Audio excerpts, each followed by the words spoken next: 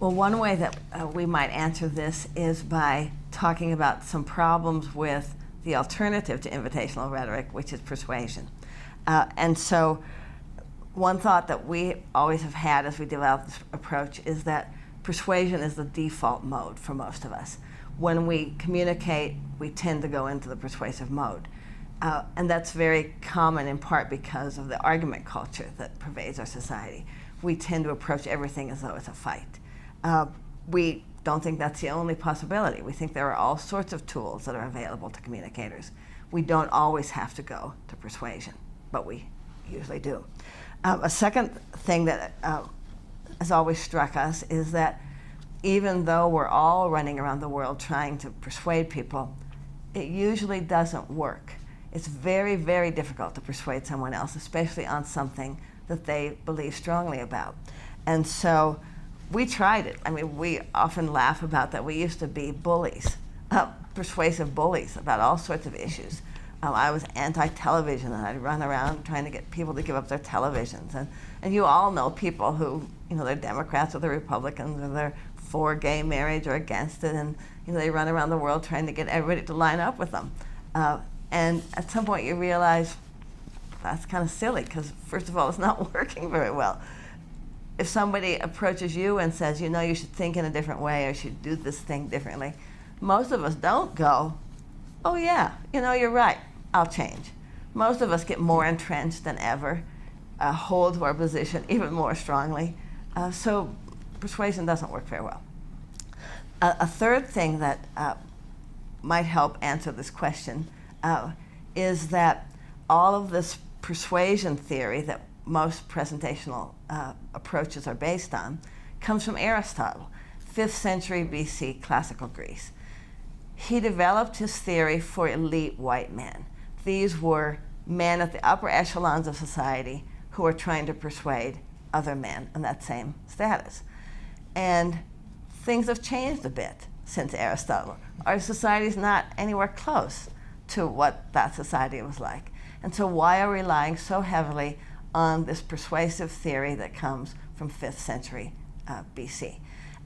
He also does not include any kind of reference to all of the speaking values and practices of all of the diverse groups that make up our society now.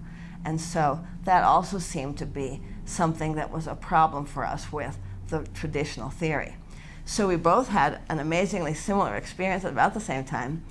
We'd been thinking about all of these things. We'd been doing scholarship on marginalized voices. We'd been questioning persuasion. And we were teaching regular public speaking classes. And we were lecturing away. And we turned our back to the class to write something on the board. And both of us thought, I can't believe I'm telling them this. I don't believe it anymore. And so when we had that sort of epiphany that I can't keep teaching this stuff I don't believe, then we thought, well, we have to come up with some other approach that doesn't rely so heavily on persuasion and that also is more inclusive. And so that's when we developed this invitational approach that we think is a bit more diverse. And it wasn't only persuasion that we started to question. It was all kinds of things like, you must always establish eye contact with your audience.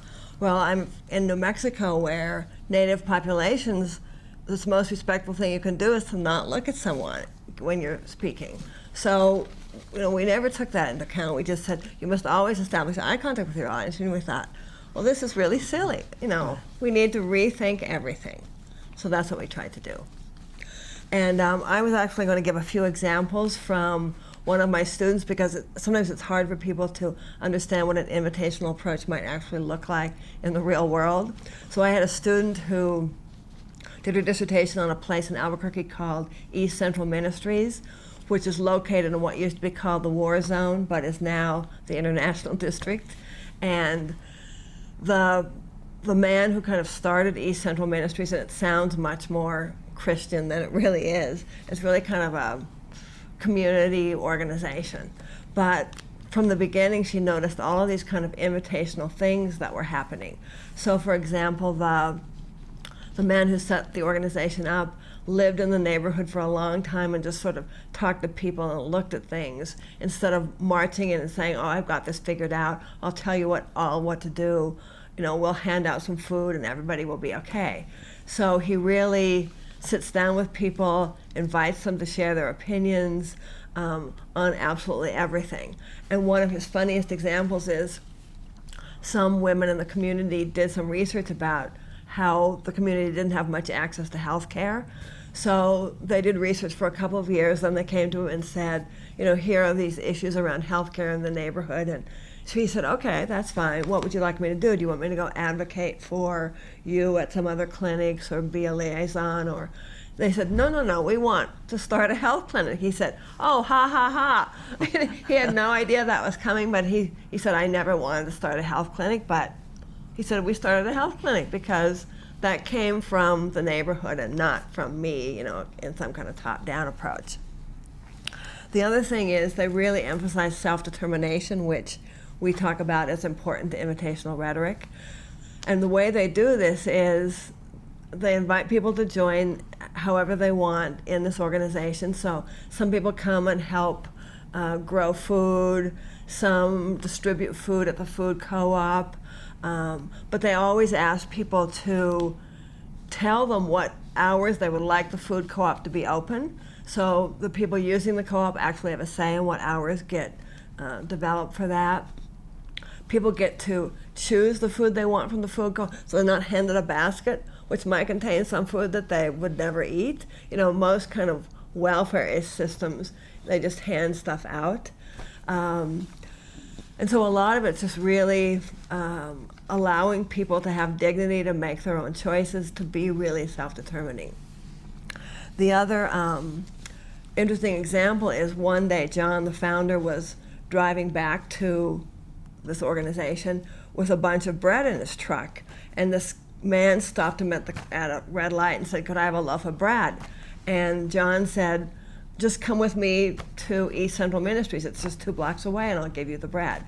And he later said, I should have just given the man the loaf of bread and gone on my way. But in that sort of invitational way where you never quite know what's going to happen, he really allows for those things to happen. He said about half an hour later, the guy shows up, learns about the food co-op, signs up for it, helps sort the food that's just come in, spent the whole afternoon there helping and getting some bags of groceries and loaves of bread, and he came back for the rest of the summer, helping out at the ministry. So I think there's a lot of ways that you can be much more invitational in the real world than we often think is possible.